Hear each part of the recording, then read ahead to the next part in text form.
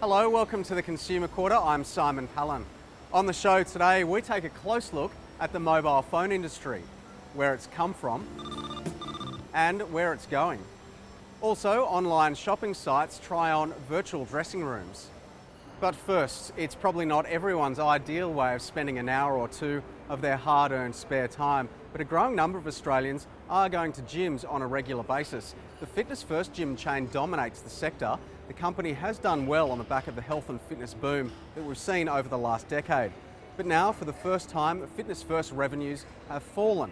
It's because there are plenty of new, cheaper gyms muscling their way into the market. It's not your average workout. There's the power ropes, the bag tossers, and the Bulgarian bag. It's different, people haven't done those before, and it gives you a good workout, gets your heart rate right up there. Some prefer more conventional workouts, like those offered by Fitness First gyms. Fitness First still dominates the sector with almost 40% of the market, but recently around the country there's been a whole host of smaller and cheaper gyms to emerge. They're giving Fitness First a run for its money. Fitness First revenue basically actually contracted for the first time in 2010, and that's compared with sort of 3 or 4 years ago. They were growing by double digits and big double digits.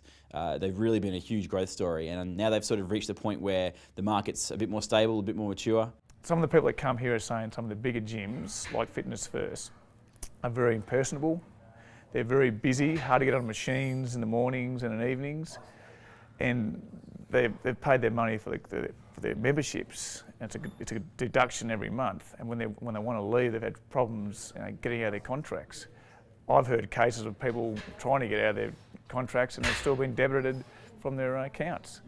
People get sick of that. One thing that certainly has become apparent is the difficulty people have had with ending their memberships with Fitness First. Tony DeLead was the founder of Fitness First in Australia, but 3 years ago he left the chain to start up a new one. He called it Fit and Fast. We were thinking about calling it Fitness Fast, which I thought was closer to Fitness First. So we came up with Fit and Fast, that's what we do. We want you to get fit and we'd like to deliver it fast. Tony DeLead says his new gym chain with 10 outlets around the country will cost consumers around half the price of Fitness First. We don't have swimming pools, we don't have a creche, so we unfortunately can't handle mothers with 2 and 3 year olds.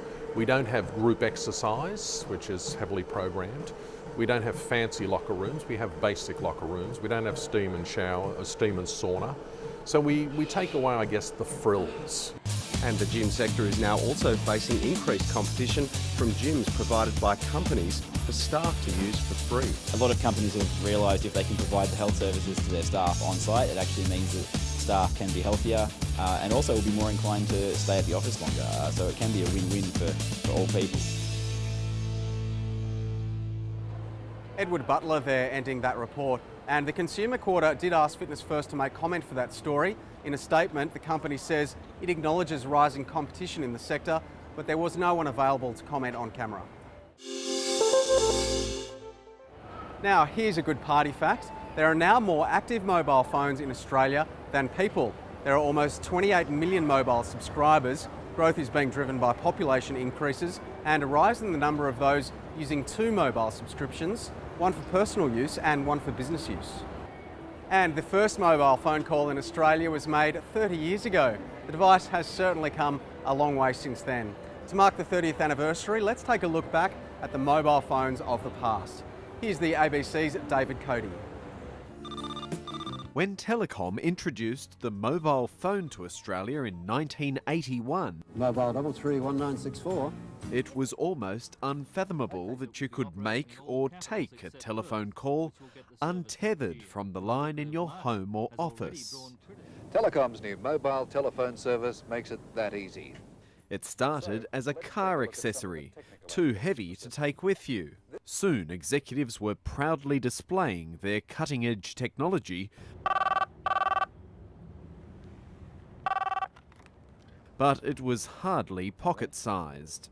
The new system will allow users to make telephone calls from just about anywhere, and that's a proposition that's proving very attractive to Australian businessmen. The analogue mobile phone network was first rolled out in Melbourne, and with handsets costing thousands, the take-up rate was slow. Costing more than $5,000, the phones are unlikely to be bought for purely private use. I'm going to send a message over the land and across the sky to all the people down the river. Mental telepathy. No, mate. Mobile phone. Every day, telecom. The mobile hit the mass market in the 90s when Nokia and monochrome screens ruled. 3G networks launched in Australia from 2003, making streaming video over the air a possibility. The last 5 years has seen the smartphone come of age. Apple's iPhone has shaped a market segment, and with other smartphones has enabled always-on internet to define the way we work and communicate.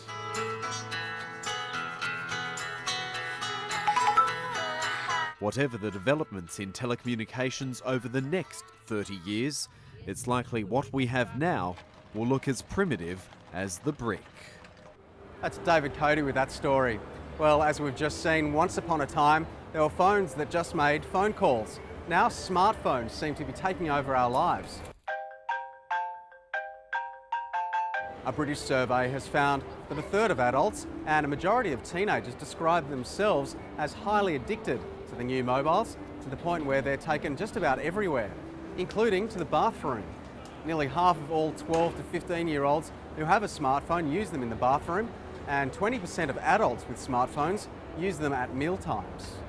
But unfortunately, a new consumer survey has found Australian telecommunications companies are letting down customers who make complaints. The industry ombudsman says consumers are surprisingly resilient when making complaints, with 1 in 5 saying they spent 9 hours trying to resolve their problems. Consumer groups are calling on the government to step in. It's one of the most enduring problems of the information age. One of our representatives will be with you shortly. Telecommunications companies that let you down and then don't respond to your complaints. They prolong everything, you know, it's kind of like, yeah, we'll get back to you or we'll send you out this or whatever, and nothing kind of really gets followed up. They don't care. That's all.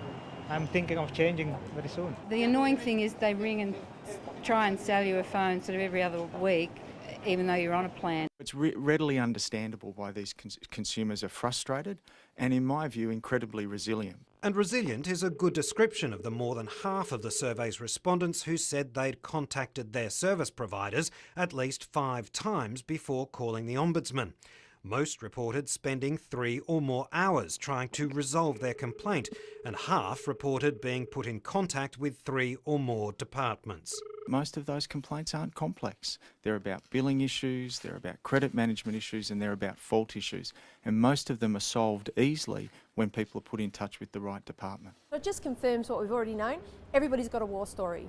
Consumer groups say they want firm government intervention. What we want is a mandatory industry standard. There has to be enforcement and there has to be consequences and fines for providers that don't follow the standard. The Ombudsman says when telcos do decide to help, they're unacceptably slow. And we do know there were certainly lots of complaints about continued glitches in Vodafone's mobile network last year. They lost about 375,000 customers. Many of them were prepaid customers who switched over to Telstra. It's helped Telstra to a boom in new mobile subscriptions.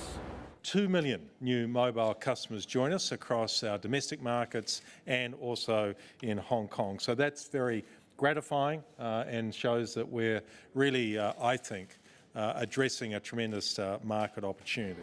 And Optus says its mobile phone revenue rose 5% last quarter, but it only gained an extra 28,000 mobile subscribers. Well, it looks like electricity price rises are becoming a serious turn-off. There's been a drop in demand for power not seen since the 1950s. Tougher economic times and concern for the environment are believed to be part of it. Despite demand heading south, prices will continue to head north. Our love of gadgets may be growing, but we're managing to use less electricity at home. Ausgrid operates one of the country's largest power networks. Well, we've seen a fall in residential energy consumption of around 2% a year for the last 4 years. And what's interesting is that goes against all of the long-term trends. The fall follows a period of steep price rises. Since 2005, only Adelaide's electricity prices have stayed in line with the national 16% rise in inflation. Other cities have seen costs race ahead, with Brisbane, Melbourne and Sydney all seeing increases of 50% or more. Many are turning to energy-efficient technology and solar power to beat the rises. This is something that more and more people are starting to focus their minds on, and I think that's due to increasing prices to a certain degree, but also due to the fact that it just makes sense. Despite the drop in household demand, prices will continue to go up. Peak use in summer and winter is growing, demand from industry is increasing, and the ageing infrastructure needs updating. But even with further rises, power prices in this country are still comparatively low. Australia, it doesn't have the highest electricity prices amongst the Western world. In fact, it will be one of the lowest electricity prices in the Western world. That's not likely to be much consolation for consumers dealing with price rises across the board, from mortgages and rent to fuel and food. That's the ABC's Keith Breen there. And just before we go, we keep hearing that online shopping is hurting local retailers. Well, one advantage traditional shops have is that they offer consumers the chance to touch, feel and try before they buy. But now a UK-based online retailer is trying to offer a virtual dressing room of sorts. Using the computer's webcam, it allows online shoppers to try on the clothes featured on the retailer's website. Like holding up a shirt or dress in front of a mirror, Webcam's social shopper places the clothes you select in front of you, so you can find the look that works best for you. It's a good try, but somehow I just don't think that'll be anything like trying on clothes in real life. Anyway, that's all for this edition of the Consumer Quarter. Thanks for joining us. If you've got any comments about the show or any story ideas, you can get in touch on Facebook, search for the Consumer Quarter page and click like if you want to be kept up to date. And I'll see you next time.